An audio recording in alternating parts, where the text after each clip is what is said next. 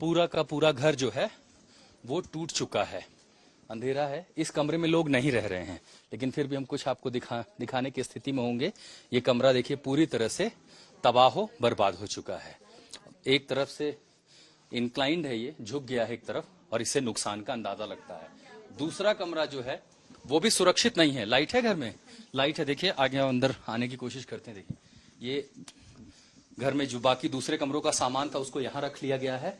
छत और दीवार चटक चुकी हैं, एक साथ नहीं है, और यहाँ रहना यानी सीधे सीधे किसी भी बड़े खतरे को, मौत को न्योता देने जैसा है। लेकिन उसके बावजूद कई परिवार हैं जो यहाँ इस खतरे में टिके हुए हैं, नहीं जा रहे हैं। यहाँ 2 साल हो गया ऐसे ही। हाँ, यहाँ कागज पत्र सब एसडीएम को दे रखे थे, फिर भी यहाँ कुछ नहीं किया।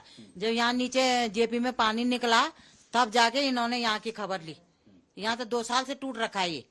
तो ये इतना टूटा था, थोड़ा टूटा था? नहीं, ज्यादा ही, रहने लायक नहीं था बिल्कुल नहीं। फिर भी ये रह रहे थे यहाँ पे। ये जो इतनी बड़ी बड़ी दरार है, ये जो इतना नुकसान हुआ, ये कब से हुआ? ये तो अब ज्यादा जब हुआ, इसको अभी 1 हफ्ते हो रहे हैं। ये वाला रूम जो है, जो आपको अभी ये वाला रूम देखा फर्स्ट वाला, इसको 6 महीने हो गए इसको, इस रूम को छोड़े हुए हमने। तो आप जा क्यों नहीं रहे यहाँ से?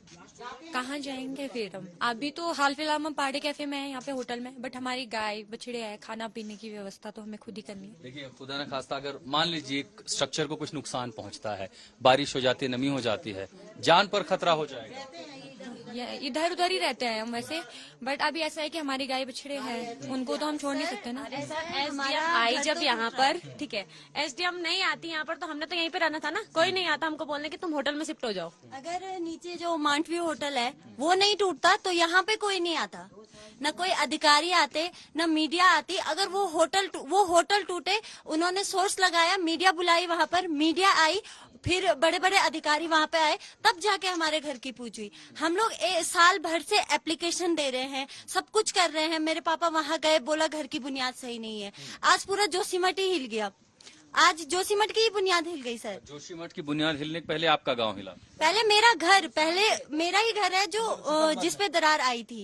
उसके बाद सर हमें रात को, जिस दिन हमारे मुख्यमंत्री जी आए थे, रात को एसडीएम मैम आई थी, उन्होंने हमें हफ्ते भर के अंदर पहाड़ी कैफे में शिफ्ट कराया है। पहाड़ी कैफे में अगर वो नहीं करते, दूसरे होटल में चले गए। हाँ जी, लेकिन हमारा सारा सामान अंदर पड़ा है। घर से भी जा रहे हैं सर, सामान की कोई व्यवस्था नहीं की गई है। घर से भी जा रहे हैं, हम सामान से भी जाएंगे। कल को हमें सरकार कहीं शिफ्ट करेगी तो हमें घर का सामान लेके तो नहीं देगी। हमारे पेरेंट्स हमें पढ़ाएंगे कि घर का सामान जोड़ेंगे? वो तो ऐसे ही पिस जाएंगे। रात को कहाँ रुकते हैं फिर आप? हम पहाड़ी कैफे में रुकते हैं, यहाँ पे बगल पे एक पहाड़ी कैफे है, हम रात को वहाँ पे जाते हैं।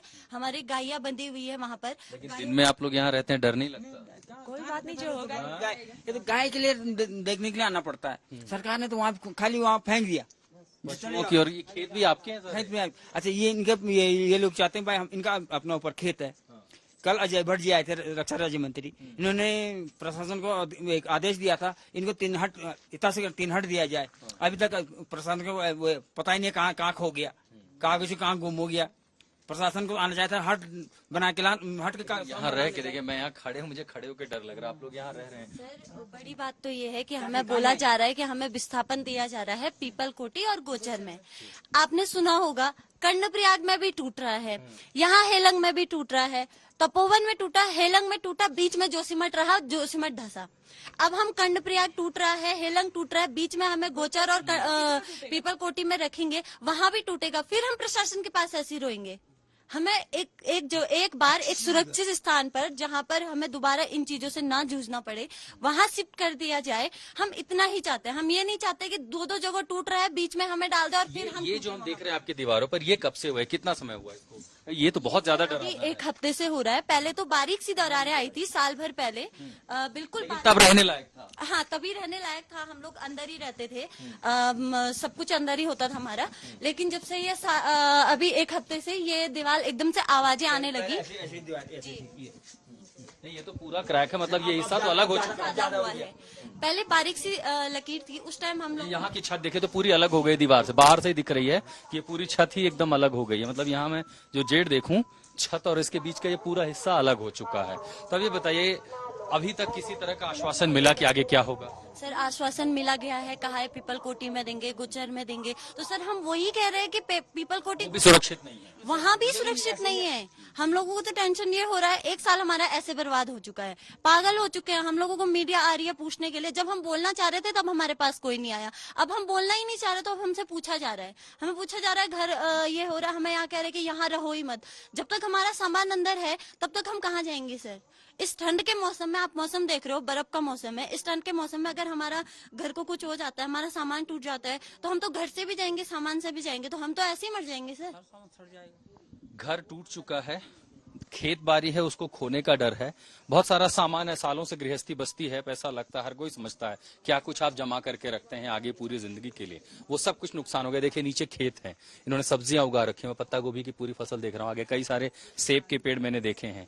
ये सब कुछ छोड़ करके एक अनजान जगह पे जाना, और वो भी ऐसा कि जहां जोशीमठ में जो आपदा है वो कहीं आगे ना हो जाए। मन में बहुत सारे डर हैं, बहुत सारी चिंताएं हैं, और इसीलिए ये जो सुनील गांव के लोग हैं वो यहाँ से नहीं जाना चाहते, बावजूद उसके कि खतरा इतना बड़ा है। जो कुछ मैं देख रहा हूँ ये बेहद डरावना है। फिलहाल एक होटल में इनको रख दिया गया, वहां चले जाते हैं, लेकिन पूरा दिन यहीं बिता रहे हैं, क्योंकि सामान कहाँ ले जाएं।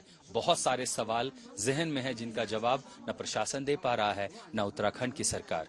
जोशीमठ से ऊपर सुनील गांव से मदन प्रसाद के साथ मैं आशुतोष मिश्रा, आज तक।